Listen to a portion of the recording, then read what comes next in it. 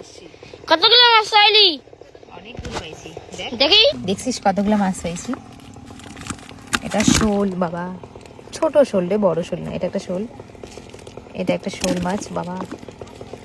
শিঙি আছে রে, এরকম করে নাড়া যাবে না। এগুলো টাকি মাছ, এগুলো সব চোপড়া।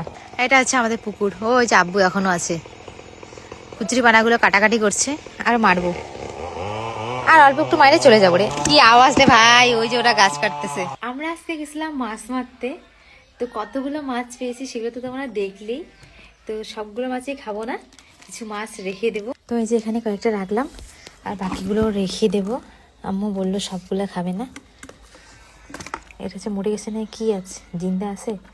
ভাই যে লাগাইছে মাছগুলো নিয়ে খেলাধুলা।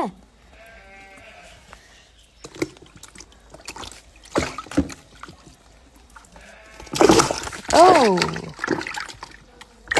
ও আস্তে।